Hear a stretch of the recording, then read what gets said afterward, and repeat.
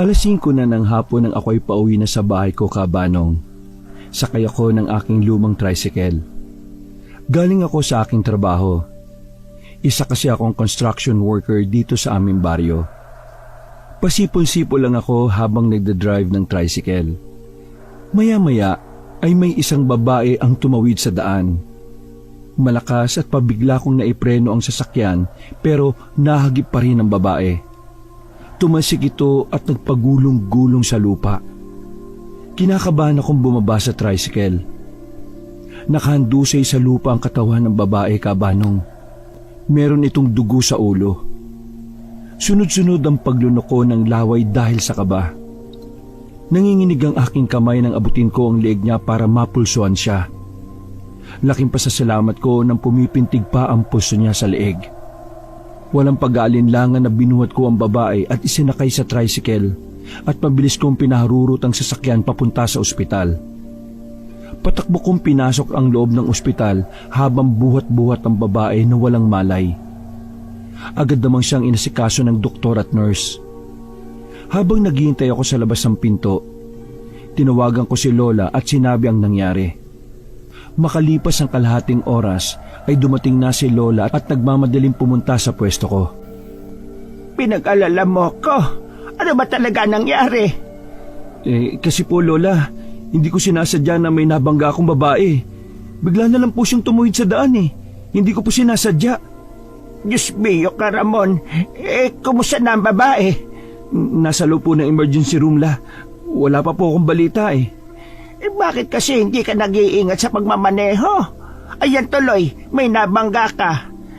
Sana ayos lang ang babae. Maghintay na lang po tayo kung anong resulta. Hindi ko naman po talaga sinasadya eh. Naghintay pa kami ni Lola ng ilang oras sa waiting area. Sabay kaming napatayo ni Lola nang makitang doktor na lumabas sa emergency room. Nang makalapit sa amin ng doktor, tinanong niya kami kung kami daw ba ang pamilya ng babae. Sinabi ng aking lola na hindi kami ang pamilya at hindi namin kilala ang babae. Binigyan pa din kami ng permiso ng doktor na kami muna ang magbantay sa babae habang wala ang tunay na pamilya nito. Tinanong din kami ng doktor kung sa kwarto na paglilipatan ng babae dahil wala pang tunay nitong pamilya, kaya kami na lang ang nagdesisyon kung saang kwarto ito pwede. Sinabi ng doktor na maaring magkaroon ng amnesia ang babae dahil malakas daw ang pagkakabagsak ng ulo nito sa isang matigas na bagay.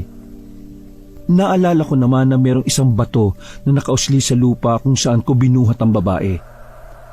Matapos naming maasikaso ang kwartong lilipatan ng babae, ay ipinasok na ito ng mga nurse sa loob. Kaagad naming nilapitan ni Lola ang babae. Pinagmasdan niya ang mukha nito. Habang ako naman ay nakaupo lang sa upuang katabi ng kama. Ang ganda niya, Apo. Sa tingin ko hindi siya taga rito sa atin. Ramon, ngayon ko lang nakita ang mukha ng babae na ito. Hindi naman po siya maganda. Mas maganda pa rin para sa akin si Wilma. Mukhang mababawasan pa ang ipon ko ng pera dahil sa babaeng yan eh. Hindi ka na talaga marunong tumingin kung maganda ba ang isang babae o hindi, ano? Basta, para sa akin maganda ang babae na ito. At nakakaakit ang ganda niya. Kapag inuwi natin siya sa bahay tsaka kung maraming lalaki makakandarapan na lumingon sa kanya. Ay Ramon, natural lang na maubos talaga ang pera mo. Dahil kung nag-ingat ka, hindi sana mauospital ang babaeng to at hindi ka mapapagastos. Iuwi ho natin siya sa bahay, Lola? Bakit naman po? Baka may pamilya pang babaeng yan. Hindi natin siya basta na lang patitirahin sa bahay, no? Hindi nga po natin alam kung saan siya nanggaling eh. Huwag ka na magreklamo, Ramon. Ikaw naman na may kasalanan kung bakit siya nandito eh. Sige, kapag nagising siya tanungin natin siya kung may pamilya ba siya. Pero kung wala o hindi niya maalala, mapipilitan tayong patirahin siya sa bahay natin. Kung hindi po sana siya tatanga-tanga sa pagtawid ng daan eh.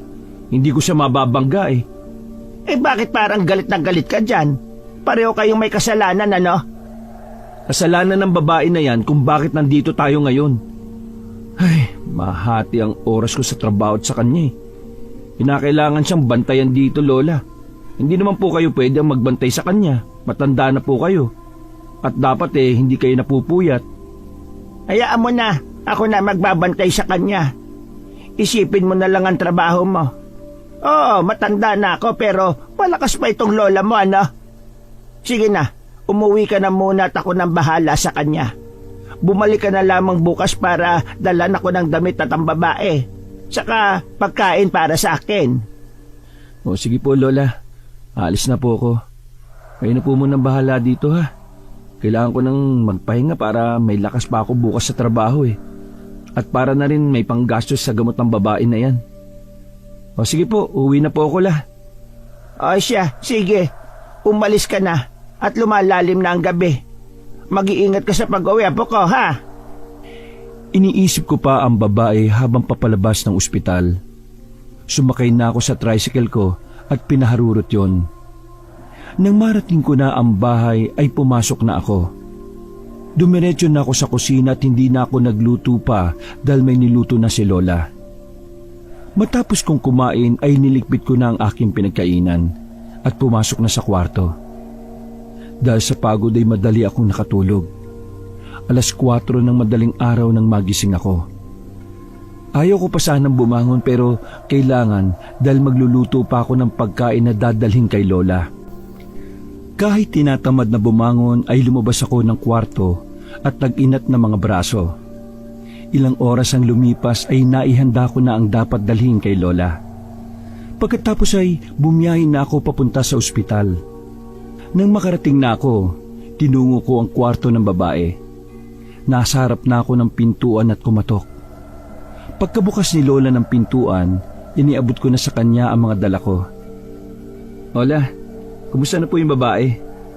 Ayon, wala pa rin bago. Tulog pa din siya. O sige po, La. Aalis na po ako. Dadaan po ako dito mamaya bago ako umuwi. Ay sige, apo. Mag-iingat ka sa pagmamaneho, ha? Ito nga pala yung mga gamot na dapat mabili. Naubusan kasi ang ospital ng gamot Kaya sa butika mo na lang mabibili yan. O sige po, La. O paano po, alis na po ako. Hindi ko na sinilip ang babae dahil naiinis pa din ako sa kanya. Lumabas na rin ako ng ospital at sinimulan ulit ang pagmamaneho papunta sa trabaho ko. Nang sumapit na ang 5:00 ng hapon, niligpit ko na ang mga gamit sa pagtatrabaho. Binigay na rin sa amin ng foreman ang aming sahod dahil araw na ng Sabado. Tamang-tama lang ito dahil may pambili na ako ng gamot. Matapos ko matanggap ang sahod ko, ay umalis na ako sa site at pumunta na sa butika. At binili ko ang gamot na nakalagay sa reseta. Pagkatapos ay pumunta na ako sa ospital. Naabutan ko si Lola na nakaupo sa upuan. Lumapit ako sa kanya at saka nagmano. O, kumusta, La? Hindi pa ba siya nagkakamalay? Hindi pa siya nagigising Ang sabi ng doktor, magtatagal pa tayo dito sa ospital. Ganun po ba? Kumusta? Kumain na po ba kayo? Baka mamaya niyan hindi po kayo kumakain sa tamang oras, ha? At kayo naman ang ma-ospital. Huwag mo akong alalahanin. Kumakain ako sa tamang oras. O sige, La. Hindi na po ako magtatagal. Uuwi na po ako. Para makapagpahinga na din po tayo. Tawagan niyo na lang ako, ha? Kung may problema man po dito. Siya, sige. Ako nang bahala rito. Araw-araw ganun ang naging routine ko, Kabanong. Maaga akong nagigising para magluto ng pagkain na dadalhin para kay Lola. At sa hapon naman ay dadaan ako sa ospital para malaman kung gising na ba ang babae. 3 araw ang lumipas, nagising na din ang babae. Pagpasok ko sa loob ay naroon ang doktor para bisitahin siya. Nang matapos na ang ginagawa ng doktor ay umalis na rin ito sa kwarto. Tahimik lang ako na pinagmamasdan si Lola at yung babae. Inilalayo nito ang katawan niya kay Lola sa tuwing hahawakan siya. Ako nga pala si Lola Guada. Ako ang nagbantay sa'yo habang wala kang malay. Sino kayo? Nasaan ako? Judy ang ipinangalan namin sa'yo dahil hindi rin namin alam ang pangalan mo. Naririto ka sa ospital. Huwag ka matakot sa amin. Siya naman ang apo ko na si Ramon. Ikaw, natatandaan mo ba ang pangalan mo? Bakit ganun? Wala akong maalala. Maski ang pangalan ko, hindi ko alam. Bakit po ako nandito sa ospital? Dahil nagkaroon ka ng temporary amnesia, kaya wala kang maalala. Tumama ang ulo mo sa bato eh. Huwag mo munang puwersay ng utak mo na makaalala. Baka sumakit yung ulo mo. Mabuti pa, magpagaling ka muna saka mo malalaman kung bakit naririto ka sa ospital. Amnesia? Paano nangyari yun? Ang ulo ko. Sinabi ko naman kasi sa'yo eh. Huwag mo na pilitin na makaalala eh. Makakasama sa'yo yan. Alam kong gutom ka na dahil 3 araw kang walang malay. Kumain ka na muna. May lugaw na binili ang apo ko. Sige po, mamaya na lang ako kakain. Salamat po sa pagbibigay sa akin ng pangalan. Pasensya na po kung medyo naiilang ako sa inyo ha. Siguro po dahil hindi ko pa kayo kilala. Ay ano ka ba? Ayos lang sa akin yon. At bagay na bagay sa iyo ang pangalan na Judy. Kailan po ako pwedeng lumabas dito? Makakalabas ka lang dito kapag nakita na ng doktor na maayos ka na. Kung gusto mo mapadali ang paglabas dito, relax mo lang yung utak mo at huwag kang mag-iisip ng kung ano-ano. Baka masyado ko na kayong naiistorbo. Pwede nyo naman akong iwan dito eh. Ay nako, ano ka ba naman Judy? Wala yon. Saka habang wala pa ang pamilya mo, kami muna ang mag-aalaga sa iyo. Bumalik ulit ang doktor sa kwarto para sabihin sa amin ang lagay ni Judy. Maayos naman daw ang ulo ni Judy base sa ginawa nilang test sa kanya. Sinabi din ng doktor na pwede na umuwi si Judy at sa bahay na lang ipagpatuloy ang pagpapagaling. May follow-up check-up din siya sa susunod na linggo. Meron din na binili ng doktor para kay Judy katulad ng huwag puwersay ng sarili na mag-isip para makaalala. Kusa naman daw babalik ang mga alaala niya. Inasikaso ko na ang babayaran sa ospital. Nang matapos na ako sa ginagawa ko, ay bumalik na ako sa kwarto. Tinulungan ko sila sa pagliligpit ng mga gamit. Lumabas na kami sa ospital at umuwi na ng bahay. Inabutan na kami ng gabi sa daan, Kabanong. Sa hindi inaasahan, nagkaproblema ang tricycle. Bigla na lang itong namatay at nahirapan akong paandarin. Ano bang problema, Ramon? Bakit tayo huminto? Nagkaproblema lang po ang tricycle, Lola. Saglit lang at aayusin ko. Lola Guada, aso po ba yung nasa unahan natin? Oo nga. Kakaibang aso naman yan, Judy ah. Ang laki masyado. Ay, Ramon, tingnan mo yung aso na yan ah. Papalapit siya dito sa pwesto natin. Paalisin mo nga. Nakakatakot eh, parang susugod. Oo nga po, La. Kakaiba mga mata niya. Kulay pula. Umalis na tayo, Ramon. Parang delikado ang aso na yan. Sinubukan kong paalisin ang aso, Kabanong, pero hindi ito umaalis. Kaya naman sa inis ko ay dumampot ako ng malaking bato at binato ang aso. Tinamaan ito sa ulo. Kumahul ito ng napakahaba at napakalakas. Habang tumatakbo paalis ang aso, sumakay na ako sa tricycle at pinandar ko na ito uli. Sa ilang padyak ko ay umandar na rin sa wakas ang makina. Nagpatuloy kami sa biyahe. Lumingon pa ako sa likuran namin at nakita kong merong humahabol sa amin na aso. Hindi lang ito nag-iisa kundi 3 sila. Hindi ko na yun pinansin pa dahil baka bumagal lang ang pagpapatakbo sa tricycle o di kaya saan makaliko kaya tinuon ko na ang atensyon sa daan. Sa awa ng Diyos, nakarating din kami sa bahay. Natanaw ko pa ang 3 aso. Lumakad na ito papalayo at parang papunta sa kakahuyan. Sobra akong nagtataka dahil nagawa pa kaming habulin ng mga asong yon nang di man lang napapagod. Judy, ito na ang bahay namin. 2 lang kami dito ni Ramon sa bahay. Sana maging komportable ka dito sa bahay namin ha. Kung may kailangan ka huwag kang mahihiya. Magsabi ka lang sa amin ni Ramon. Isan nga po pala siya matutulog, La. Hindi naman siya pwede sa kwarto ko. Hindi naman siya pwede sa kwarto ko. Maliit para sa aming dalawang kama ko. Hindi ba't malaki ang kama mo? Bakit hindi na lang si Judy ang doon at ikaw ay sa lapag na lang matulog? Naku po, Lola. Hindi na po. Dito na lang po ako sa balcony matutulog. Nakakaya naman po kay Ramon.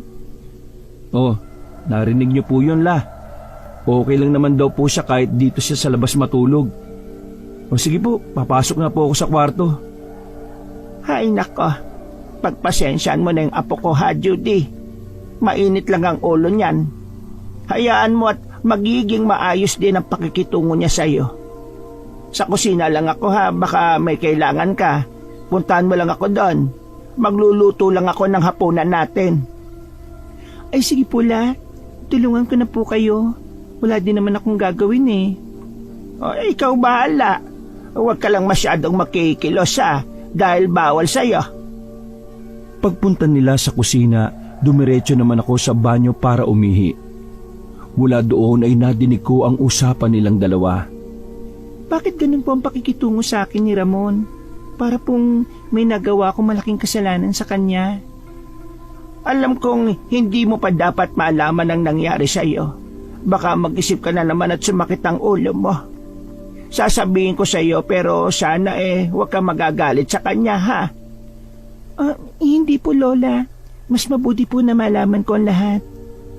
Siya ang dahilan kung bakit na-ospital ka at wala kang maalala. Pero hindi niya sinasadya na mabundol ka ng tricycle niya. Bigla ka na lang daw kasing tumawid sa daan. Kaya ayun, naiinis siya sa iyo. Pero hayaan mo na siya. Lilipas din ang pagkainis niya sa iyo. Kilala ko yung si Ramon eh. Ganun po ba? Kaya naman po pala sana po mawala ng inis niya sa akin. Eto. Luto na itong sinabawan natin at kanin. Tatawagin ko lang si Ramon para sabay-sabay na tayong kumain. Sige po. Ay, Ramon! Lumabas ka na dyan at kakain na tayo. Ano po ang ulam natin, La?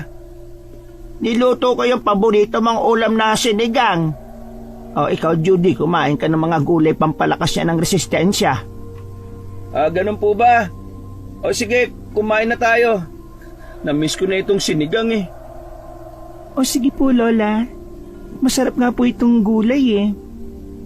Tahimik kaming kumaing tatlo.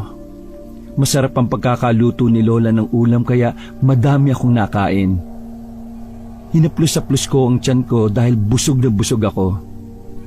Si Judy na ang nagpresenta na maghugas ng plato kaya di na ako nag-abalang tumulong. Nagpaalam na ako sa kanila na mauuna na akong matulog. Pinatay ko na ang ilaw sa kwarto at nahiga sa kama. Ilang oras na ang lumipas pero hindi pa ako dinadalaw ng antok. Pagulong-gulong lang ako sa kama. Kahit anong gawin ko ay hindi ako makatulog. Pasado 12:00 na ng gabi nang tingnan ko ang cellphone ko. May narinig akong ingay sa labas na parabang binabangungot. Kaya naman lumabas ako sa kwarto at nakita ko si Judy na hirap sa paghinga habang natutulog sa mahaba naming upuan sa sala. Butil-butil ang pawis niya sa noo. At ang kamay niya na mahigpit ang hawak sa kumot ay meron na din akong nakikita na ugat sa kamay niya. Agad ko naman siyang nilapitan sa higaan at ginising siya. Judy, gumising ka. Judy, binabangungot ka, gising. Wag ka lumapit sa akin. Judy, ako to si Ramon. Huwag ka matakot. Anong nangyari? Binabangungot ka, Judy, kaya ginising kita. Ito, tubig. Uminom ka muna. Salamat, Ramon. Akala ko totoo yun. Ano bang laman ng bangungot mo? May humahabol sa akin at hindi ko alam kung sino sila. Nakakatakot ang itsura nila. Natatakot ako. Merong isang lalaki na pilit akong kinukuha sa panaginip ko. Hindi ko siya kilala eh. Natatakot ako, Ramon. Ano ka ba? Hindi yan totoo. Panaginip lang yan eh. Sige na, matulog ka na ulit. Babalik na ako sa kwarto. Saglit lang, Ramon. pwede ba akong samahan mo ako dito sa labas? Pakiusap, natatakot kasi ako eh. Ay nako, sige na, doon ko na lang sa kwarto matulog sa lapag na lang ako matutulog. Halika na, bumangon ka na dyan. Dahil malalim na ang gabi oh. Salamat Ramon na. Pasensya ka na. Marami na ang utang ko sa iyo. Huwag ka na magpasalamat, okay lang. Sige, diyan ka na sa kama. Ako na dito sa baba. Matulog na tayo dahil may trabaho pa ako bukas eh. Hindi ko alam kung bakit nagkaroon ako ng awa kay Judy Cabanong. Kitang-kita ko kasi sa mga mata niya na natatakot siya. Pinilit ko makatulog kahit ayaw pa ng mga mata ko. May narinig naman akong ingay mula sa bubungan. Para bang meron ng gumagapang. Isinawalang bahala ko na lang yon. Pero nagpatuloy pa din ang ingay na yon kaya naalarma ako. Tumayo ko sa higaan ko at lumabas sa kwarto. Lumabas ako ng bahay at tiningnan ang bubungan namin pero wala naman akong nakita. Papasok na sana ako sa loob ng bahay nang may makita akong isang hayop sa isang malaking puno. Kulay pula ang mga mata nito. Hindi ko na yung pinansin pa kahit nagsisitayuan na ang balahibo ko dahil naisip kong isa na namang ligaw na hayop ang nakita kong yon. Bumalik ako sa higaan ko at natulog na. Maaga akong nagising. Niligpit ko ang higaan ko. Wala na rin sa higaan si Judy. Pumunta ako sa kusina at naabutan ko si Lola na nagkakape. Magandang umaga la. Si Judy po nasaan? Ay magandang umaga din apo. Ayun, nandun sa labas. Nagwawalis. Maaga pa nga siya nagising eh. Tingnan mo Ramon oh. Ang daming sumusulyap-sulyap kay Judy na kalalakihan. Alam mo naman po mga tao dito sa atin, Lola. Makakita lang ng ibang mukha naiignorante na. O sige po la, lalabas lang po ako para maglinis ng tricycle. Magandang umaga Ramon. Salamat nga pala sa pagpapatulog mo sa akin sa kwarto mo kagabi ha. Ano ka ba? Wala yun Judy. Baka isipin mo na wala akong konsensya at awa sa'yo at ang sama ko. Ginawa ko lang yon dahil naawa ko sa'yo kagabi. Mabait ka naman Ramon eh. Tsaka, sorry pala sa nagawa ko ah. Alam kong naiinis ka sa akin. Sinabi na ni Lola Guada sa akin na ako ang may kasalanan kung bakit ako na ospital. Pasensya ka na talaga dahil naabala ko pa kayong maglola. Pangako kapag naalala ko ng lahat aalis na ako. Uy, welcome ka dito sa bahay. Ikaw bahala kung aalis ka o mananatili ka dito. Tsaka pasensya na din kung iba yung pakikitungo ko sa'yo nitong nakaraang mga araw. May kasalanan din naman ako sa nangyari, hindi lang ikaw. Ibig mong sabihin, hindi ka na naiinis sa akin? Wala namang patutunguhan kung patuloy ako maiinis sa iyo eh. Kaya okay na sa akin na nandito ka sa bahay.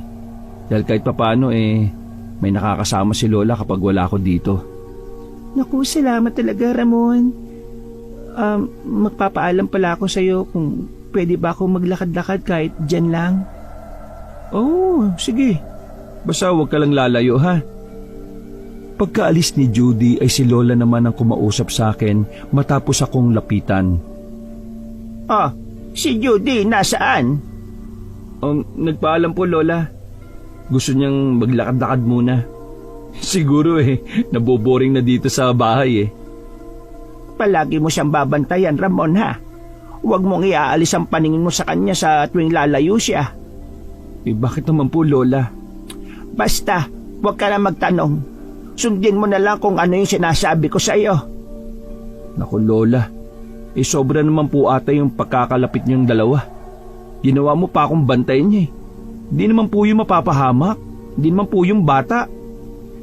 Nagtaka ako sa sinabi ni Lola Cabanong. Hindi ko siya maintindihan. Hindi rin naman siya nagpapaliwanag sa akin. Maya-maya ay narinig namin na sumisigaw si Judy. Kaya naman naalerto ko. Dali-dali akong tumakbo kung saan ang pinanggagalingan ng boses niya. May nakita kong isang sanga ng kahoy sa daan. Kinuha ko yun at tumakbo na ulit. Narinig ko pa si Lola na sumisigaw habang nakasunod sa akin. Tulong! Ramon, tulungan mo ako! Tulong! Judy! Nasaan ka? Wisit ka, bitiwan mo ako! Hindi kita kilala! Tulong! Uy! Bitiwan mo si Judy! Ramon, pilit akong kinukuha ng lalaking yan. Hindi ko siya kilala. Ay, anong nangyayari dito? Sino ang lalaking yan? Hindi namin kilala, Lola. Naabutan ko siyang inihila si Judy. Hindi Judy ang pangalan yan. Umalis ka na dito at huwag ka nang babalik. Hindi ako alis hanggat hindi ko siya nakukuha. Ano ba kailangan mo kay Judy? Hindi nyo na pwedeng malaman pa. Huwag niyo ako sa kanya ibibigay. Hindi ko siya kilala. Huwag mo akong pilitin na ihampas sa'yo itong kahoy na ito. Huwag ka nang babalik pa dito. Umalis ka na. Wala kang karapatan sa kanya. Kung kinakailangan na saktan kita ay gagawin ko. Sinugod ako ng lalaki, Kabanong. Napatras naman si Judy at Lola dahil sa nagpapambuno na kami ng lalaki. Tinamaan niya ako ng suntok sa sikmura. Kaya napopo ako sa sakit. Nahirapan din akong huminga habang nakahawak ang kamay ko sa tiyan ko. Sumugod naman ulit ang lalaki. Biglang humarang si Judy sa pagitan namin na parang pinoprotektahan ako. Ganun na lang ang gulat ko sa aking nakita. Umangat sa ere ang lalaki dahil sinakal siya ni Judy. Hindi na makahinga ang lalaki dahil sa higpit ng pagkakasakal ni Judy sa kanya. Tinawag ko si Judy pero para itong walang naririnig. Agad naman pumunta si Lola kay Judy. Agad namang natuuan si Judy sa ginawa niya.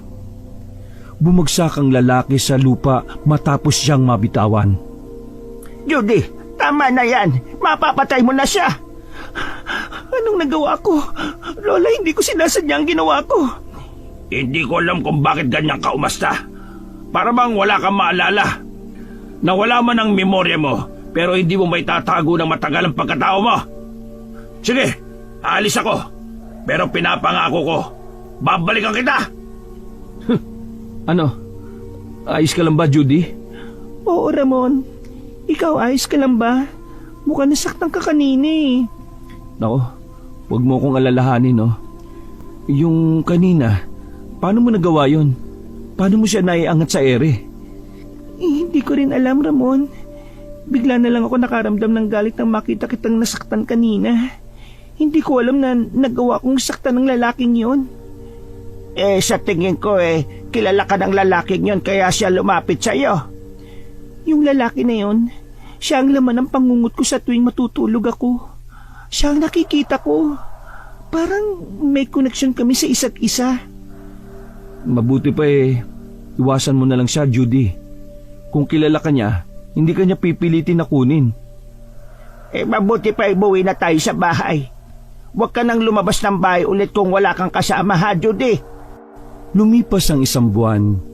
Hindi na din siya lumalabas ng bahay kapag wala ako. Yun ang bilin ko sa kanya. Oh, saan ka pupunta? Sa balon. Magigib lang sana ako ng tubig. Wala na kasing tubig sa kusina eh. Ay nako, dito ko na lang sa loob ng bahay. Ako na magigib. Bawal pa sa'yo magbuhat, no? Baka sumakit na naman yung ulo mo. Sasama na lang ako sa iyo sa pag-iigib. Ay, oo nga pala, Ramon. May pumunta kanina ditong babae. Nahanap ka niya eh. Nasa trabaho ka noon nang pumunta siya dito. Ha? Sino? Sinabi niya ba ang pangalan niya? Wilma ata ang pangalan niya sa pagkakatanda ko. Hindi niya naman sinabi kung anong dahilan niya sa paghanap sa iyo eh. Tinarayan pa nga ako.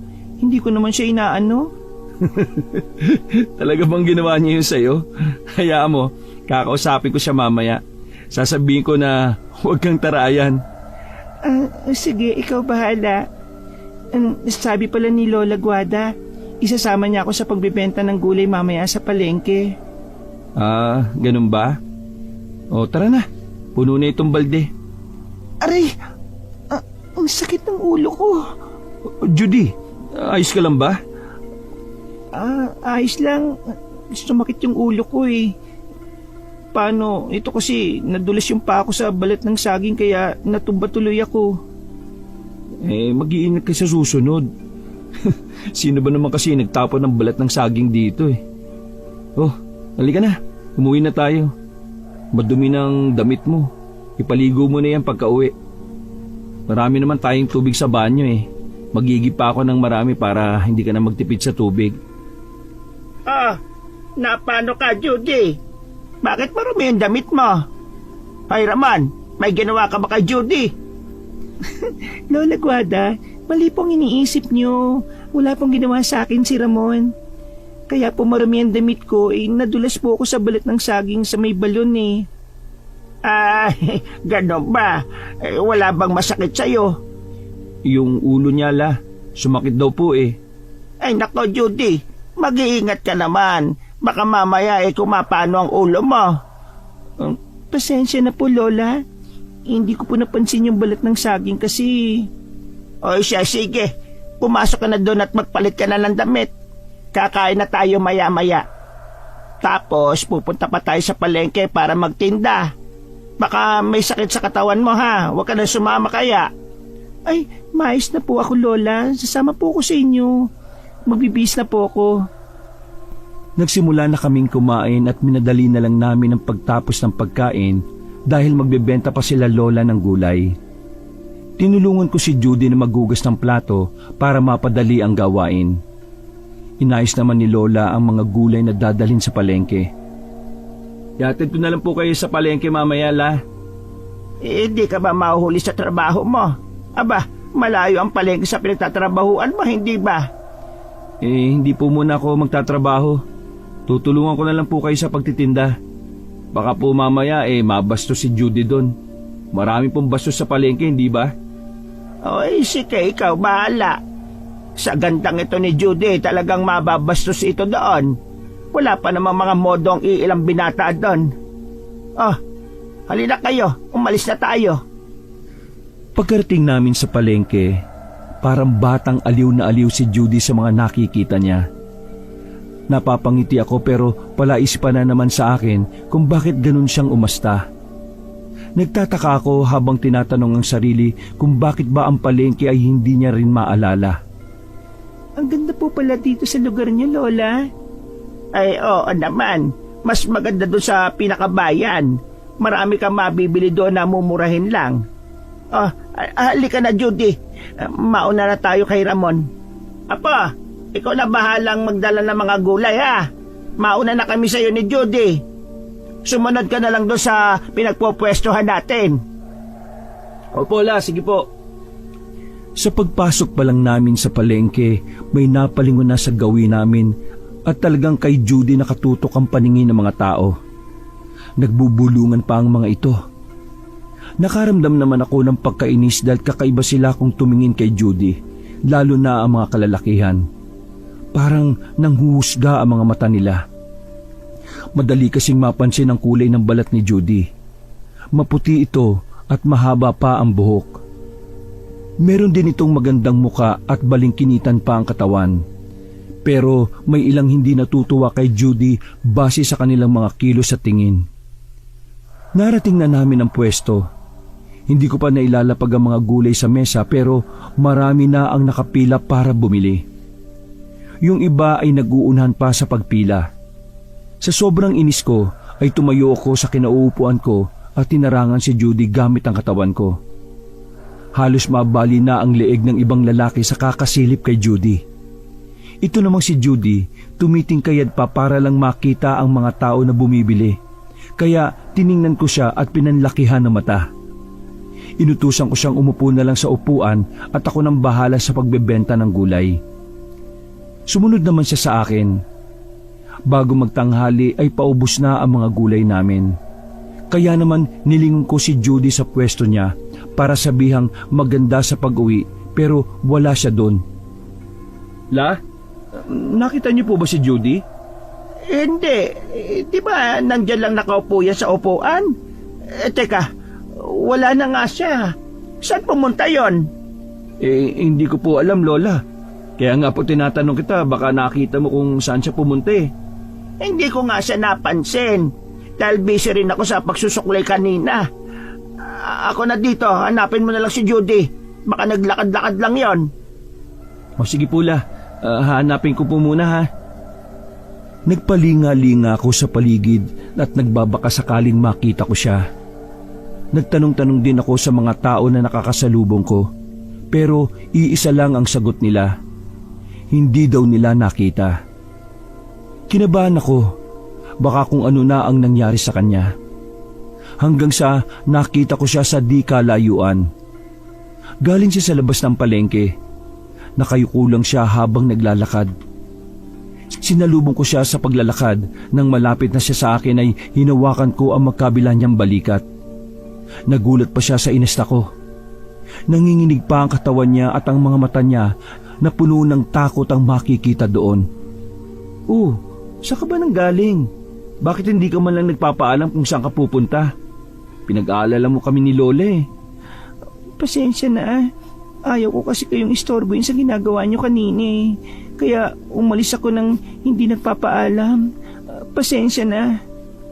O saan ka ba pumunta? Pumunta ka ba sa labas? Buti hindi ka naligaw. Yung lalaki sa kakahuyan, Ramon, naririto siya. Pakiramdam ko eh, sinusubaybayan niya ako sa malayo. Hindi lang siya lumalapit sa akin. Yan na nga ba sinasabi ko eh. Huwag ka na nga aalis na mag-isa. Halika na, bumalik na tayo kay Lola. Mabuti naman at nariyan na kayong dalawa. Saan ka ba galing, Judy? May pinuntahan lang po, Lola. Bakit parang hindi ka mapakali dyan? Kasi po, Lola, bumalik po yung lalaki eh. Naririto siya sa palengke. Ano ba talaga kailangan sa ng lalaking yon? Bakit hindi mo subukan na kausapin siya? Malay mo bumalik ang alaala mo. Natatakot po ako, Lola. Walang mawawala sa'yo kung susubukan mo. Ella, uwi na po ba tayo? O may bibilin pa po kayo? Wala na, Ramon. Uuwi na siguro tayo. Nakakapagod ang araw na ito para sa akin. Lumabas na kami ng palengke. Sa di kalayuan ay nakita ko ulit yung lalaki. Nakatingin ito kay Judy. Sumakay na kami ng tricycle. Hanggang sa makauwi na kami ay walang imik si Judy. Lumipas sa mga araw, unti-unti kong napapansin ang pagbabago niya.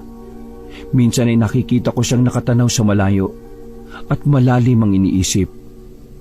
Maya-maya ay nakipag-usap na siya kay Lola at nakinig lang naman ako sa usapan nila. Lola Guada, nasaan na po mga magulang ni Ramon? Matagal nang walang magulang si Ramon. Sanggol pa lamang siya nang mamatay ang kanyang ina dahil sa panganganak sa kanya. Ganun po ba?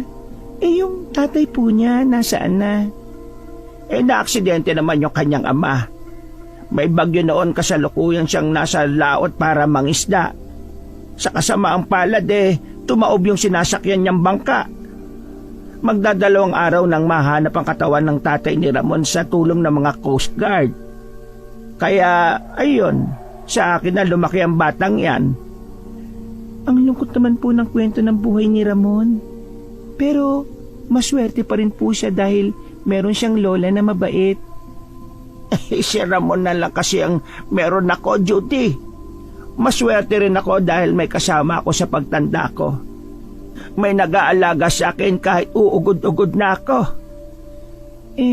Matanong ko lang din po, Lola. Yung asawa niyo po, nasaan na po?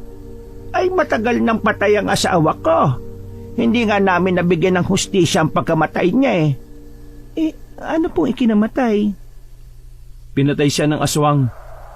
Kaya hanggang ngayon galit pa rin ako sa mga aswang.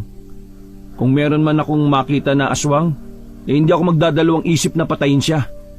Gusto kong ipaghiganti ang lolo ko. Ay, Ramon, hindi ba sinabi ko na sa iyo? Huwag kang mananakit ng kapwa mo tao. Hayaan mo na ang Diyos ang maningil sa gumawa nun sa lolo mo. Aswang? Paano mo naman nasabi na aswang ang gumawa nun, Ramon? Baka nagkakamali ka lang. Sa tingin mo, Judy, meron bang siraulo na kukuha ng laman loob ng isang tao at puro sugat ang likod ng lolo ko nang matagpuan namin? Hindi naman gawain nyo ng mga adik o di kaya mga hayop. Matagal na sa lugar namin ang lolo ko. Wala nga siyang naging kaaway dito mula pagkabata niya hanggang sa tumanda siya. Totoo yon, Judy. Wakwak ang katawan ng asawa ko nang makita namin. Hindi namin matukoy kung sino ang may kagagawan nun.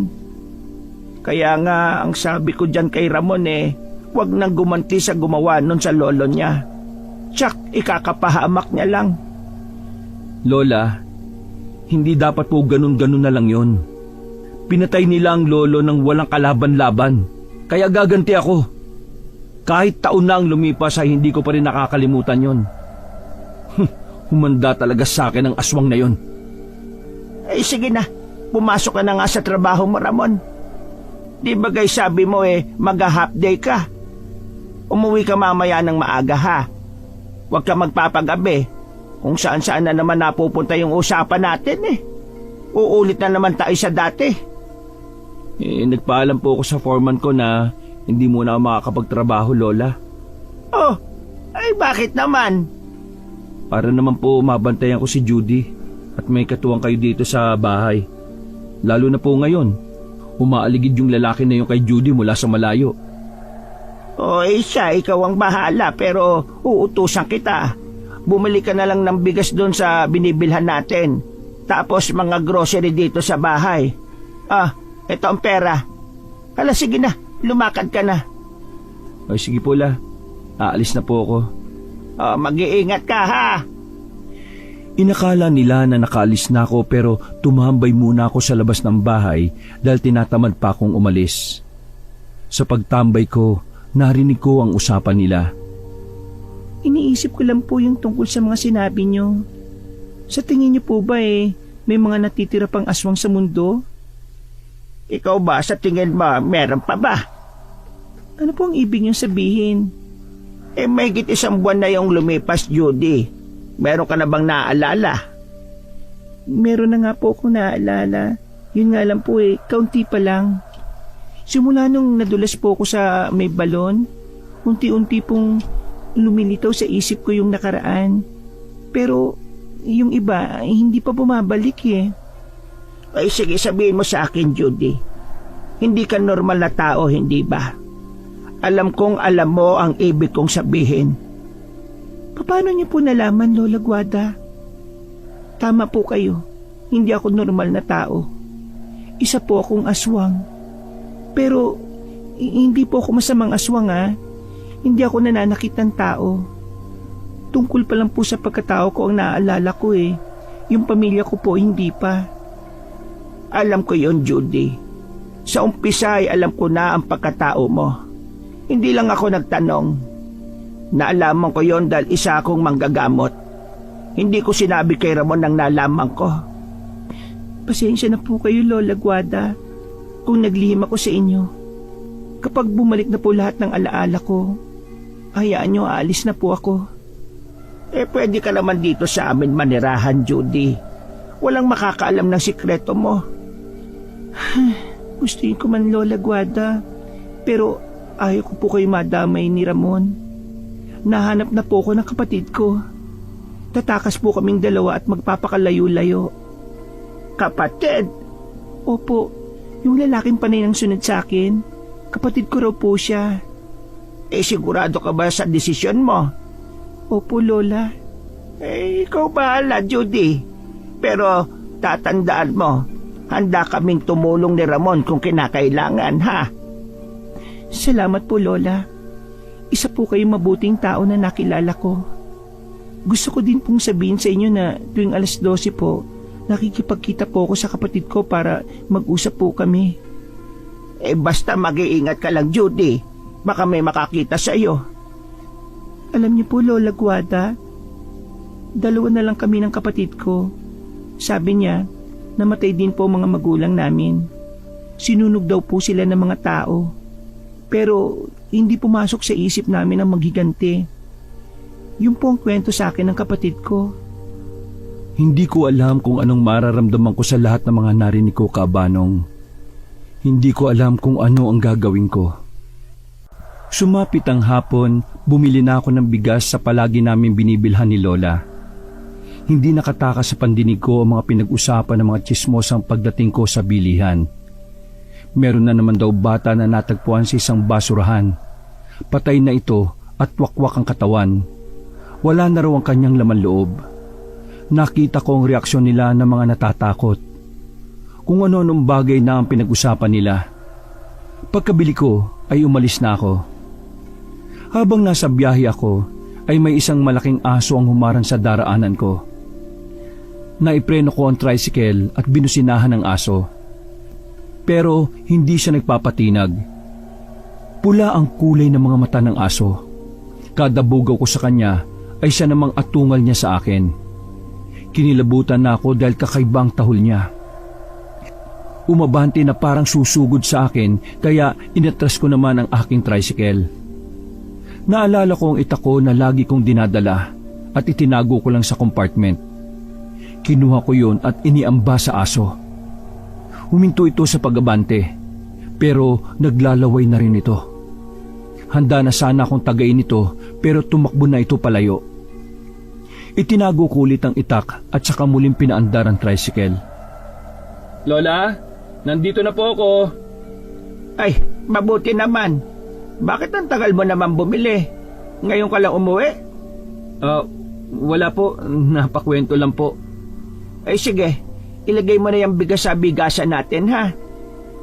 Lola Guada, saan ko po ito ilalagay yung mga gulay? Ilagay mo na lang dyan sa planggana, Judy.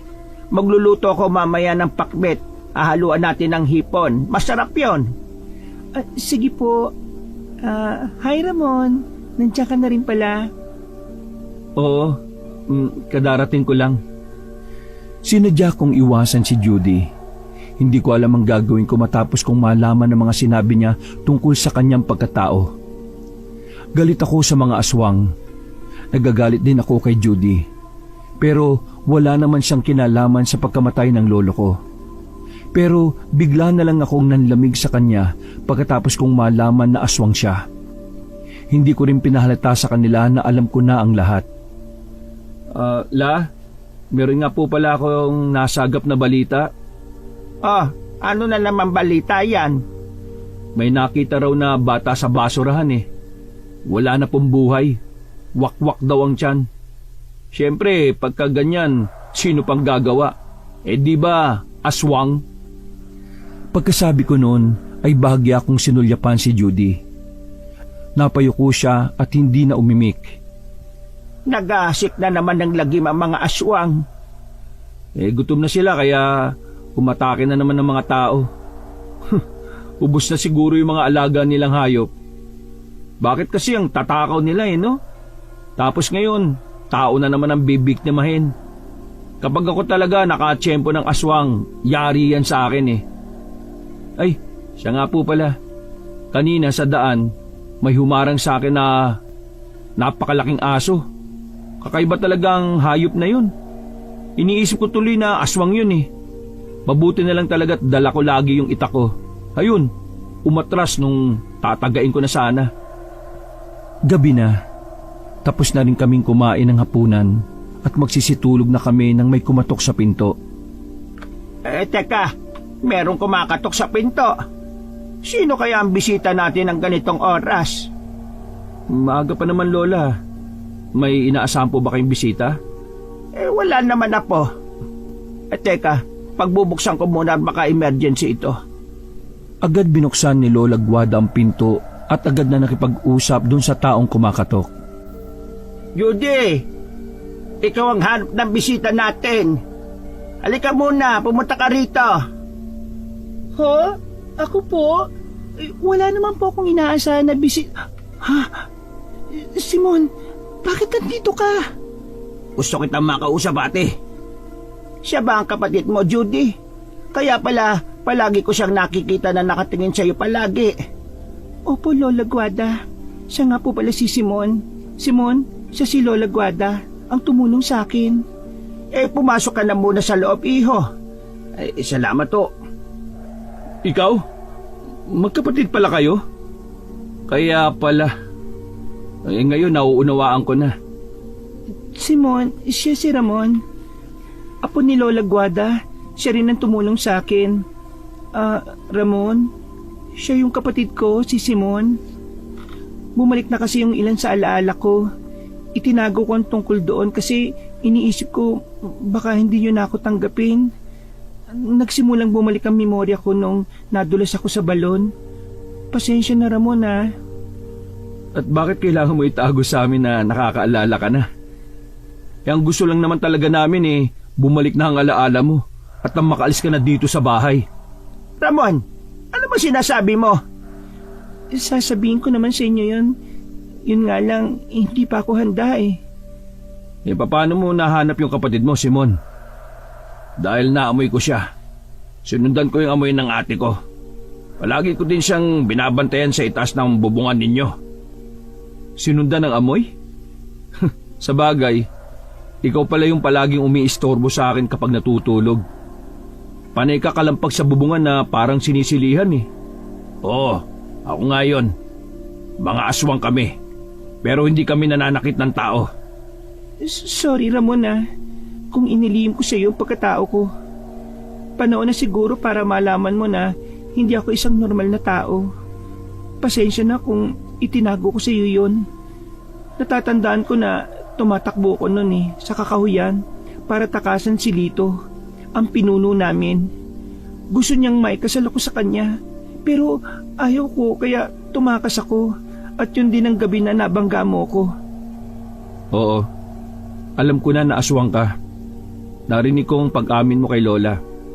Kaya naiinis ako sa'yo. Wala na tayong oras, ate. Pati sa pagpapaliwanag sa'yo, Ramon. Ang malaga ay nalaman mo na. Kinukuha ko ng ate ko sa inyo. Salamat sa pag-aalaga niyo sa kanya, ha? Pasensya ka na, Ramon. Hindi ko sinabi sa iyo dahil alam kong galit ka sa mga aswang. Mabait na aswang naman si Judy, apo. Galit talaga ako sa mga katulad nila, Lola. Aswang ang pumatay sa lolo ko sa asawa niyo. Huwag niyo naman po yung kalimutan, la. Baka nga isa sa kanila ang pumatay sa lolo ko Huminahon ka nga, Ramon. Hindi kami pumapatay ng tao. Merong aswang na magkakaiba ang layunin. Kami ng ate ko ay nabubuhay sa pagkain ng hayop. Samantalang ang iba sa amin ay hindi. Laman loob ng tao kinakain ng iba naming kasamahan. Wala pa kaming napapatay na tao ng ate ko. Ramon, may tiwala ko sa kanila, apo. Kaya magtiwala ka din sana. Di ko po alam, la. Ayoko na magtiwala sa mga aswang. Teka, sandali. Ano yung ingay na nasa itaas ng bubong natin? Huwag kang maingay, Ramon. Mukhang nandito na sila, ate. Natuntun ka na nila. Sinundan ka nila, Simon. Sinabihan na kita na huwag kang pupunta dito dahil delikado. Tingnan mo, Simon. May nakikita ko mga nakatago sa banda ron, Inilalagay nyo lang ang buhay namin ng lola ko sa kapahamakan Pati ng ibang mga tao dito. Huwag ka nga maingay, Ramon. Kumuha ka ng asin sa kusina at ihagis mo sa itaas. Aalis ang nilalang na yon. Sinunod ko ang sinabi ni Lola. Kumuha ako ng asin sa kusina at sinaboy sa labas ng bahay. Isang nilalang ang nakita ko sa itaas ng bubong namin. Matutulis ang kuko nito na kinakalmot pa ang bubong namin. Nang humarap siya sa akin, isinaboy ko sa kanya ang asin. Natamaan nito at umangil. Tumalon nito sa lupa at tumakbo papunta sa kakahuyan sa likod ng bahay. Pumasok naman ako sa loob habang kinikilabutan. Nandito na mga aswang. Oo, Ramon. Naririto na nga sila. Babalik sila. Alam ko yon. Kukunin ka nila, ate. Hindi titigil si Lito hanggat hindi ka nakukuha. Paparusahan ka raw sa pagtakas mo. Maya-maya ay natigilan sila na makarinig ng boses ng lalaking halimaw sa labas ng kanilang bahay. Elisa! Alam kong nariyan ka sa loob ng bahay na yan! Harapin mo ako! Huwag kang magtago sa mga hindi mo kauri! Sino yun? Felisa ang pangalan mo, Judy? Siya si Lito, ang masamang aswang. Oo, Felisa ang pangalan ni ate. Anong gagawin natin? Masyado silang marami. Tingnan mo sa damuhan. Marami pang nagtatago. Dalawa lang tayo. Harapin natin sila, Simon. Lalaban din ako. Aswang yung sumisigaw na yan Kaya lalabanan ko siya. Makaganti man lang sa pagpatay sa lolo ko. Naiinip na ako, Felisa. Huwag mong hintayin na pasukin ko ang bahay na yan at idamay ang mga kasama mo dyan. Lumabas ka, Felisa! Nandito ako, Lito. Ano ba kailangan mo? Felisa! Kahit nasa malayo ka, ay nakakabaliw pa rin ang amoy mo. Umuwi ka na. Doon na tayo sa kuweba. Salamat sa kapatid mo dahil sa kanya nalaman namin kung saan ka nagtatago. Hindi Felisa ang pangalan ko. At ayaw ko sumama sa'yo. Huwag ka na magmatigas, Felisa. Kung ayaw mong madamay ang mga tao dito. Tiryong, kunin si Felisa, ang aking reyna. Huwag na huwag mong gagalusan dahil malilintikan ka sa akin. Walang sino man ang pwedeng humawak sa akin. Huwag ka na magmatigas pa, Felisa. Sige, ganito na lang. Bibigyan kita ng magandang laban. Kapag natalo mo kami, aalis kami ng kusa. Pero kapag natalo kayo, sasama ka sa akin. Kahit anong mangyari, hindi ako sasama sa'yo. Sugurin sila! Pwede nyo na silang lapain! Nanlaki ang mga mata ko nang makita ang paglabas ng mga aswang na nagtatago sa damuhan. Lumabas si Judy ng bahay at sinimulan na niyang makipaglaban. Lumabas na rin si Simon para tulungan ng ate niya. Pinatago ko naman si Lola sa kwarto para hindi siya masaktan ng mga aswang. Nagpaalam ako kay Lola na tutulong ako sa pakikipaglaban. Lumabas ako ng bahay na daladala ang itak kong matalas. Sinalubong ako ng isang babaeng aswang at inatake kagad ako ng matulis niyang kuko.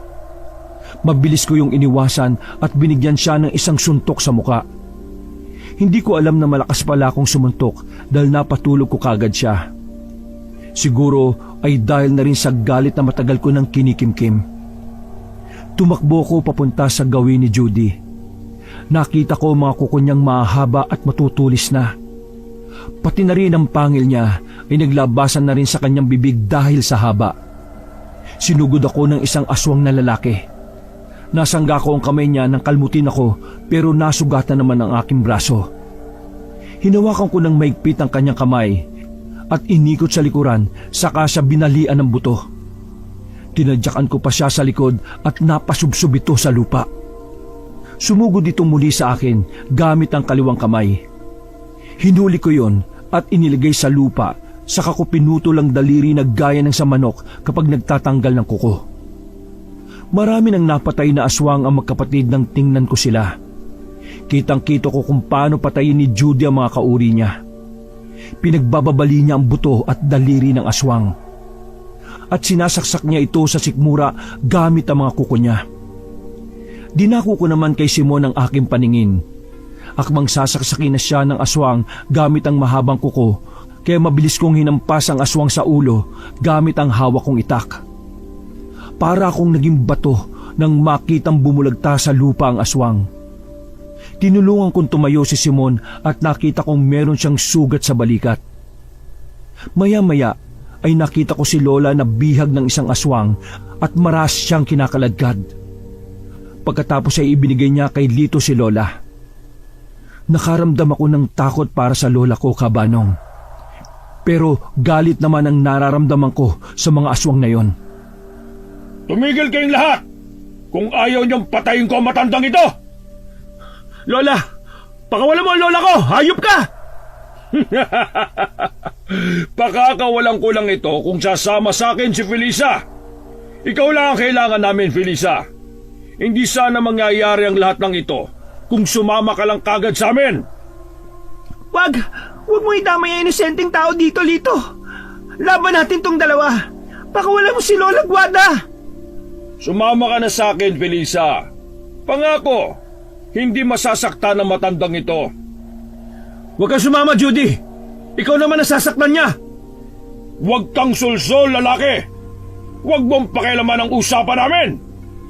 Hindi siya nagbibiro, Ramon. Ako ang kailangan niya. Matatapos ang gulo na ito kapag sumama ako sa kanya.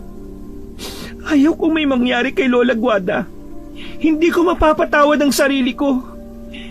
Sige, ikaw na munang bahala sa kapatid ko. Alam niya kung saan ako hahanapin. Huwag mo na akong paghintayin, Felisa! Pakulam mo siya. Sasama ako sa'yo. Hindi mo kailangan mandami ng tao. Judy, hindi mo ito kailangan gawin. Huwag kang sumama sa kanya. Tumahimik ka, matanda! Sige na, Felisa. Lumapit ka na. Yan. Magaling. Ganyan nga. Lumapit ka sa akin. Halika. Uuwi na tayo sa kaharian natin. Umalis na tayo, aking mga kampon! Nakuha na natin ang inyong reyna. Umuwi na tayong lahat. Dalhin ang mga sugatan natin, mga kasama. Walang iiwan kahit isa. Pagkalis nila ay kaagad kong nilapitan si Lola. Sobrang pag-aalala ko sa kanya. Lola, ayos ka lang po ba? Hindi ka ba nasaktan? Ayos lang ako, Ramon. Pero si Judy, tinangay siya ng aswang na yon. Ililigtas namin siya, Lola. Kinakailangan natin gamutin si Simon. May sugat po siya eh. Sige, pumasok na tayo sa loob ng bahay para magamot ko ang sugat niya. Nilinis ni Lola ang sugat ni Simon pagkapasok namin sa loob. Habang ako naman ay nag-iisip kung papaano makukuha si Judy sa mga aswang na yon. Hanggang sa sumapit ang umaga ay hindi ko pa rin alam ang gagawin. Hindi pa natin mapupunta ng ate mo, Simon. Malalim pa ang mga sugat mo. Kinakailangan mo munang magpagaling. Sanay na ako sa sugat, Ramon. Hayaan mo, bukas wala na ito. Simon, marami pa ba kayong mga aswang na natira? Kakaunti na lang kami dahil nasipagbuwag na ang iba sa amin. Pumunta sa malayo at pinili na lang mamuhay ng tahimik. Iilan na lang ang natira sa amin. Mas kumonti kami dahil marami din ang namatay sa amin dahil sa kagagawa ni Lito. Oo nga pala. Bakit dinadala niyo ang katawan ng mga kasama ninyo? Nakita ko kasi yung kagabi, kina Lito. Isa yun sa kautusan ng aswang, Ramon. Dinadala namin ang mga katawan ng kasamahan namin na napatay at sinusunog ito. Alam mo, hanggang ngayon hindi pa rin ako makapaniwala sa mga nakita at nalaman ko na aswang kayo ng ate mo. Mabait naman ang ate ko, Ramon.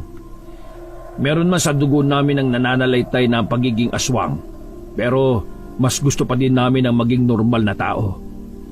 Mamaya nga po, pwede na tayong maglakbay papunta sa kuweba ng mga aswang. Pero baka hindi mo pa kaya, Simon. Masyadong malalalim ang sugat mo. Baka mamaya dumugo yan. Para sa akin, maliit lang naman itong sugat ko. Ang mahalaga ay mailigtas natin ang ate ko. O sige, ikaw ang bahala, Simon. Huwag ka nang pumunta sa kuweba ng mga aswang, Ramon. Baka mapano ka. Delikado para sa iyo ang pumunta doon. Baka matulad ka lang sa lolo mo. Lola, alam ko pong delikado pero paano si Judy? Kaya ko po ang sarili ko. Magtiwala po kayo sa akin. Oy, sige. Basta mag-iingat ka po. O tara na, kumain na tayo. Mamaya na kayo magkwentuhan tungkol sa aswang. Kumain na kami dahil maya-maya ay magsisimula na kaming maglakbay ni Simon. Nang matapos kaming kumain, si Lola na ang naghugas ng pinagkainan. Habang ako naman ay pumasok sa kwarto. Nagpalit ako ng damit. Pinahiram ko na din si Simon ng masusuot. Sumapit ang 3:00 ng hapon, handa na kami ni Simon. Tanging itak lamang ang dala ko na armas at ang lubid na pwedeng gawing pangsilo. Aalis na ba kayo? Opo, La. Aalis na po kami. Kukunin po namin si Judy. Sandali lang, Ramon. Meron akong ibibigay sa iyo na pwede mong gawing armas. Kunin mo itong buntot pagi. Makakatulong yan sa iyo, gamit yan ng lolo mo. At itong mga dinamita, gamitin mo din. Nakuha ko yan sa gamit ng tatay mo. Ginagamit niya yan kapag pumapalaot siya. Alam kong sinabi ko sa iyo na huwag kang papatay ng mga aswang. Pero kung gipit ka na, ay hindi na maiiwasan ng makapatay ka. Sige lang, apo. Basta maging ligtas ka lang. Bumalik ka sa akin ng ligtas.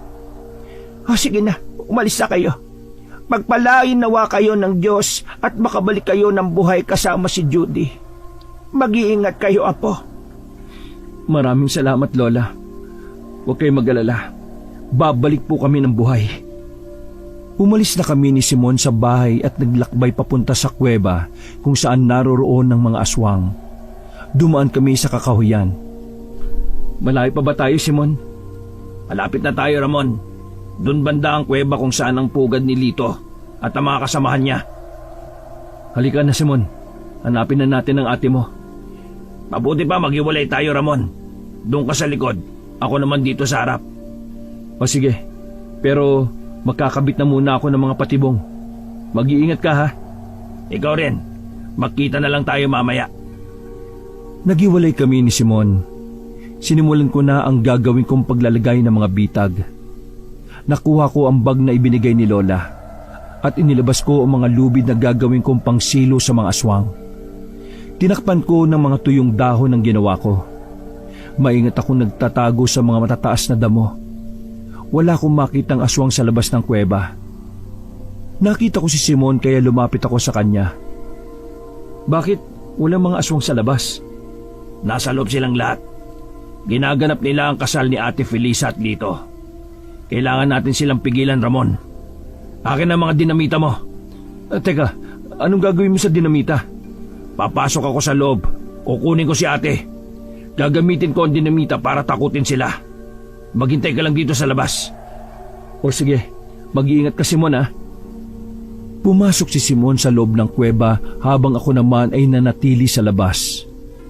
Dahil sa inip ko, ay maingat akong pumasok sa loob. Meron na akong naririnig na ingay. Nagtago ko sa isang sulok at pinakinggan silang mabuti. Ang lakas ng loob mong bumalik dito sa kuweba. Buhay ka pa palang traidor ka? Bumalik ako dito para tapusin ka, Lito. Hindi ako papayag na makasal ka sa ate ko. Hindi mo makukuha sa akin si Felisa nang basta lang. Dakbit niyo si Simon at ikulong! Sige, subukan niyo lumapit. Hindi ako magdadalawang isip na sindihan nitong dinamita. Sabay-sabay tayong mamamatay dito. Kaya mabuti ba, ibigay mo sa akin ang ate ko, Lito. Kung ayaw mong dumanak ang dugo mo dito, kasama ang mga kampon mo. Simon, butit bumalik ka. Bumalik kami ni Ramon, ate. Nasa labas siya, naghihintay sa atin. Kaya walang susunod sa inyo. Hayaan niyo kami makatakas para walang mamatay. Judy, dito dali! Lumabas na tayo! Abulin niyo sila! Huwag gayaang makatakas! Tumakbo kaming tatlo sa batuhan, Kabanong. Hinabol kami ng mga alagad ni Lito. Isang malakas na pagsabog ang narinig ko. Sinindihan ni Simon ng dinamita. Marami ang namatay nang ihagis niya ito sa mga aswang na sumusunod sa amin. Mas lalong naggalit si Lito nang makita ang kanyang alagad na wala ng buhay. Napahinto kami ni Judy sa pagtakbo nang may isang aswang na humarang sa daraanan namin. Tumutulo ang malapot na laway nito at tumatawa na parang baliw habang nandilisik ang mga mata. Nagpalitan ng kalmot si Judy at ang aswang. Kitang-kita ng mga mata ko kung paano dukutin ni Judy ang puso ng aswang at itapon ito sa lupa na tumitibok pa ito. Kinuha ko ang buntot pagi sa bewang ko at malakas na hinigupit ang aswang na sumugod naman sa akin. Namimilipit ito sa sakit habang nagsisigaw. Itinarak ko sa kanya ang itak at nawalan nito ng hininga. Bigla na lang sumulpot ang mga aswang na kung saan-saan galing. Inabot na kami ng gabi sa pakikipaglaban sa kanila. Naubos na ang alagad ni Lito at siya na lang ang natitira. Ang iba naman na aswang ay nakabitay sa puno ng kahoy gamit ang lubid na ginawa kong silo. Lakad takbo ang ginawa namin. Isang malakas na pagaspas ang nagmumula sa itaas ng kakahuyan ang narinig ko. Nang tingnan ko yon, isang malaking ibon ang nakita ko. Papabulusok ito sa kinaroroonan namin. Tinulak ko si Judy sa kabila para hindi mahagip ng malaking ibon na palagay ko'y aswang din. Tinamaan ako ng kuko ng ibon sa dibdib nang tinangka niya akong hablutin. Nakita kong dugo mula sa sugat. Nang lingunin ko ang ibon, nag-anyo itong tao at naging silito. Nakangisi ito ng malademonyo. Ramon, may sugat ka. Masakit ba, Ramon? Kulang pa yan. Hayaan mo't dadagdagan ko. Magkikita kayo ng lolo mo sa kabilang buhay! Ha? Ikaw? Ikaw ang pumatay sa lolo ko? Ba't tarantado ka? Sisiguraduhin ko siyang pagbabayaran mo ang ginawa mo sa lolo ko. Matagal na panahon kong hinanap ang gumawa nun sa lolo ko. Ngayon nagkita na tayo. Isinusumpa ko na mabibigyan ng hustisya ang pagkamatay niya. Ha! Wala kang magagawa. Wala kang kalaban-laban sa akin. Matutulad ka din sa lolo mong walang nagawa kundi ang magmakaawa na huwag siyang patayin. Tumigil ka, Lito! Ubus na ang mga kasamaan mo! Pabayaan mo na kami! Wala akong pakialam kung ubus na ang iba. Ang mahalaga sa akin ay mapatay ko ang lalaki na yan. Wala siyang kinalaman dito, Lito! Ako ang harapin mo! Sama-sama kayong mamamatay dito. Dadanak ang dugo niyo sa lupa. Hindi ko palalampasin ang ginawa niyong magkapatid sa pagtraidor sa angkan ng mga aswang. Wala kang karapatang mabuhay. Kahit sa impyerno, hindi ka tatanggapin doon. Isa kang gago. Tapusin na natin to, Lito. Pareho naming tinakbo ang natitirang pagitan sa amin, Kabanong. Binunot ko ang itak ko sa lalagyan nito. Mabilis kumilos si Lito pero hindi yun naging hadlang para hindi ko siya masugatan. Tumulong na din sa pakikipaglaban si Judy at Simon. Natamaan ako sa kamay ni Lito. Pagkatapos ay tumalsik ako sa puno. Umubo ko ng dugo na medyo ikinatakot ko. Ganon din si Simon. Nasugatan siya sa tiyan. Si Judy na lang ang natitira na nakikipaglaban. Pareho ang bilis at kilos nilang dalawa. Halos hindi ko na masundan ng tingin. Nakita ko na lang na tumalon sa ere si Judy at pumunta sa likuran ni Lito pagkatapos ay pinagkakakalmot niya ang likod nito. Umatungal naman sa sakit si Lito. Nahawakan nito si Judy sa leeg at sinakal gamit ang isang kamay. Itinaas pa niya sa ere si Judy. Pilit akong tumayo para matulungan si Judy. Hawak-hawak ko ang itak ko at buntot pagi. Kahit hirap sa pagtayo, ay pinilit kong makalapit sa kanila. Itinaas ko ang aking itak at walang ano-ano'y tinaga ang kamay ni Lito. Bumagsak naman sa lupa si Judy. Narinig ko pang nagsisigaw si Lito sa sakit habang hawak ang kamay niyang naputol. Nag-anyo itong malaking ibon at mukhang tatakas. Hinampas ko siya ng buntot pagi nang makalipad siya at hindi pa gaanong nakakalayo. Tinamaan ng pakpak niya at bumulusok ito sa lupa. Nag-anyong tao uli siya na marahil ay humina na ang kanyang kapangyarihan bilang aswang. Nilapitan ko siya at pinaghahagupit gamit ng buntot pagi. Namamaluktot ito sa sakit at pumapalahaw sa pagsigaw. Hinang-hina ito nang tigilan ko. Katapusan mo ng hayop ka. Buhay ang kinuha mo, kaya buhay mo rin ang kapalit. Magdasal ka na kung marunong ka. Baka sakaling tanggapin ka pa sa impyerno sa dami ng ginawa mong kasalanan. Wag, Ramon! Tama na yan. Huwag mong dungisan ng mga kamay mo. Hayaan mong mamatay siya sa kamay namin. Hindi na yan makakatayo. Pasalamat kang gago ka. Hindi mo ako katulad ng mamamatay tao. Meron pa rin akong takot sa Diyos. Hindi ganon yun kadali. Hindi niyo ako basta-basta mapapatay. Ang kunat mo din no? Hindi ako ganon kadali mapatumba. Ngayon, sabay-sabay na kayong mamamatay dito. Mamamatay na kayong dalawa! Ang bilis ng pangyayari. Hindi natuloy ni Lito ang pagsugod niya sa amin dahil pinigilan siya ni Simon. Nakahawak ang kamay ni Simon sa liig nito habang nasa likod siya ni Lito. Pilit kumakawala si Lito. Kinuha ni Simon ang dinamita sa bulsa niya at sinindihan. Iniligay niya yon sa bunganga ni Lito. Sumabog ang dinamita sa loob ng bunganga nito kasama si Simon. Isinakripisyo ni Simon ang buhay niya sa amin. Nakaluhod si Judy habang umiiyak para sa kapatid. Nilapitan ko siya at saka niyakap. Simon, hindi maaari. Hindi pa patay ang kapatid ko, Ramon. Hindi pa siya patay. Patawad, Judy. Pero wala na si Simon. Kasalanan ko lahat. Kasalanan kung bakit namatay ang kapatid ko. Siya lang ang meron ako. Paano na ako? Kailangan mong tanggapin ang lahat, Judy. Gusto ko na lang din mamatay, Ramon. Wala na ang kapatid ko. Huwag mong sayangin ang buhay na isinakripisyo ng kapatid mo para lang maligtas ka, Judy. Tanggap ng kapatid mo ang kapalaran ng buhay niya. Tapos na ang misyon ng kapatid mo dito sa lupa. Pero ikaw hindi pa. May dahilan ng Diyos kung bakit naririto ka pa sa lupa.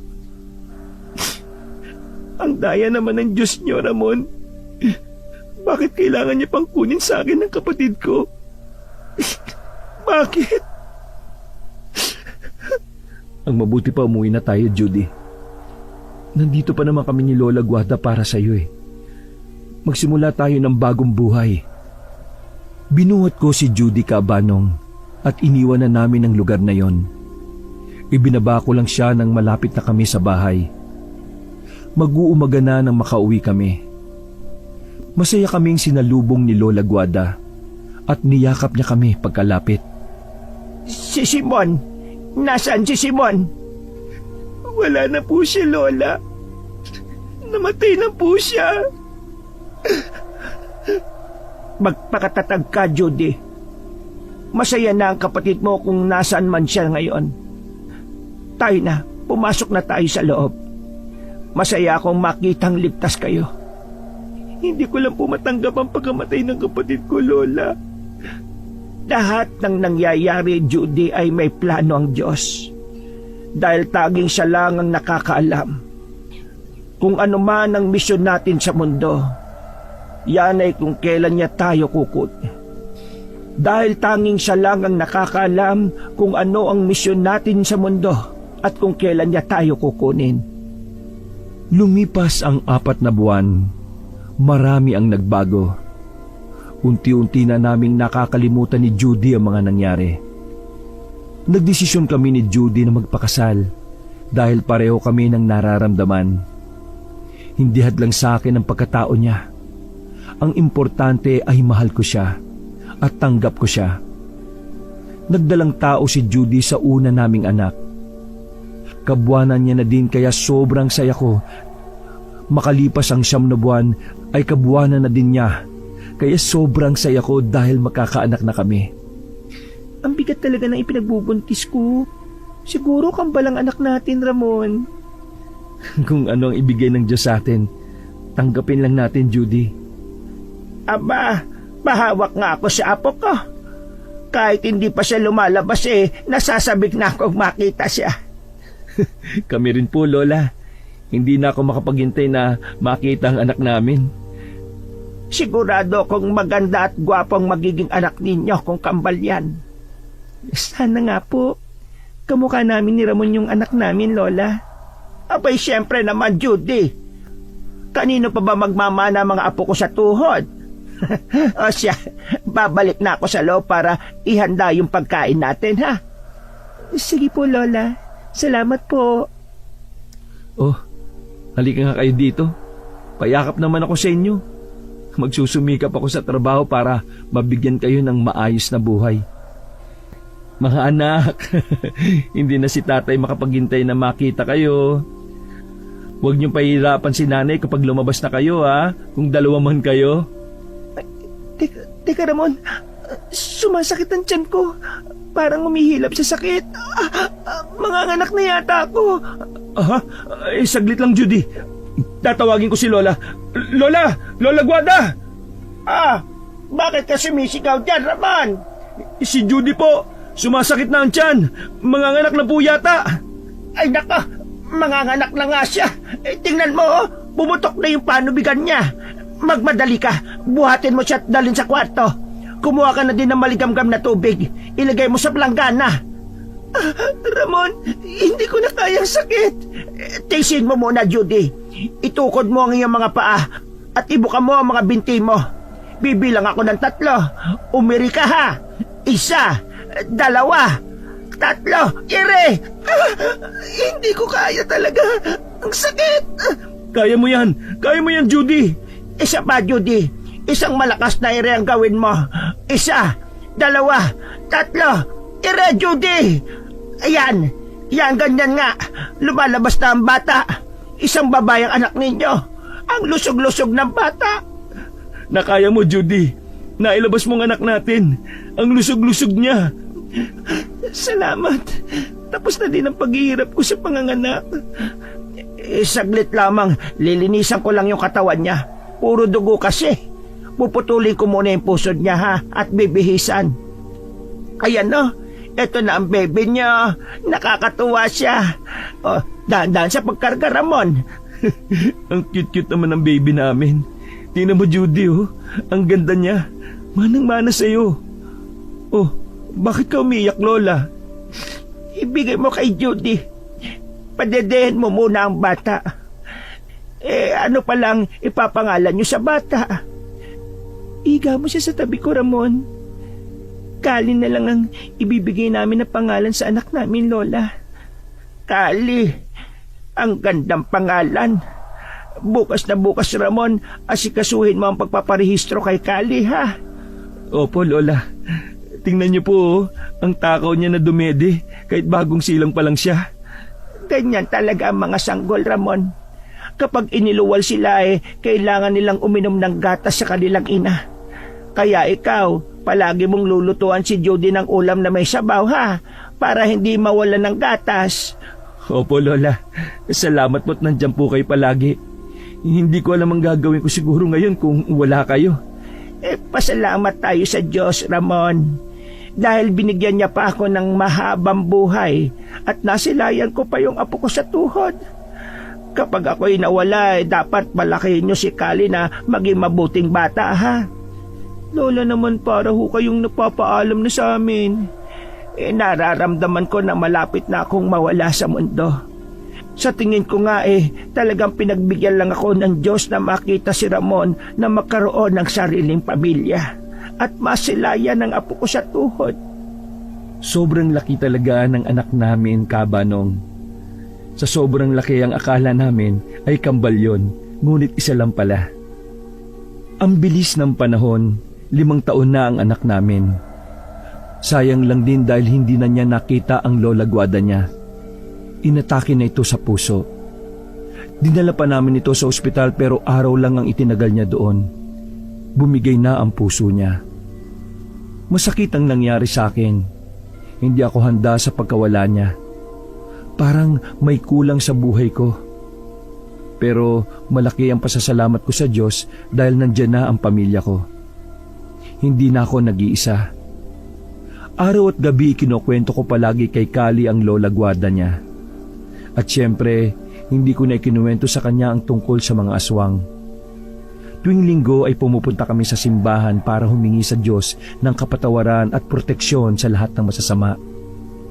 Pagkatapos namin magsimba, ay dumadalo kami sa puntod ni Lola at Lolo. Pati sa puntod ng nanay at tatay ko. Namuhay kami ng pamilya ko na masaya. Ibinoon namin ni Judy sa nakaraan ang mga nangyari noon na masalimuot. Walang ibang nakakalam ang tungkol sa pagkatao ni Judy, tanging kaming 2 lamang. At magiging bahagi na lang ng kwento ang aming nakaraan. Wakas. 5:00 na ng hapon nang ako'y pauwi na sa bahay ko, Kabanong.